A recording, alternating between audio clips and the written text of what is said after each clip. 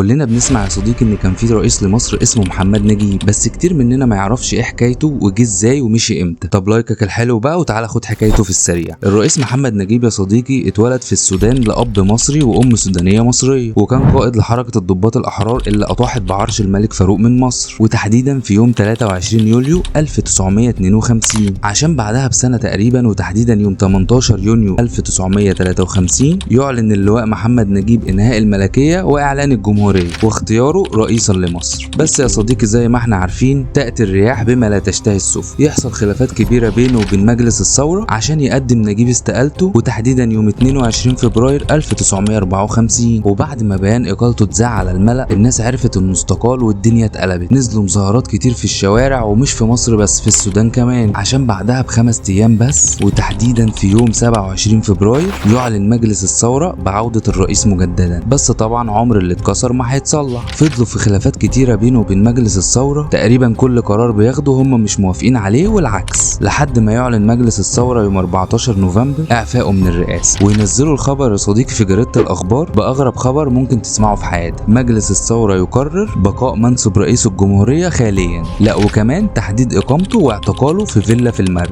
فضل يا صديقي في الفيلا دي لاكتر من 30 سنة، يعني عبد الناصر والسادات حكموا مصر وماتوا وهو لسه محبوس، لحد سنة 1983 لما جه الرئيس مبارك امر بتخصيص فيلا ليه في حي القبة، عشان كمان الفيلا اللي كان قاعد فيها كان فيها مشاكل والورثة عايزينها، يعني ملطشة من كل ناحية. بس ساعتها نجيب رد وقال هخرج اروح فين بعد كل ده، وفضل يا صديقي معتقل في الفيلا دي لحد ما مات سنة 1984. بس يا صديقي لو اول مرة تسمع القصة دي سيب لي رأيك، ولو اول مرة تسمعني اعمل سبسكرايب عشان تسمع الحكاية الجديدة.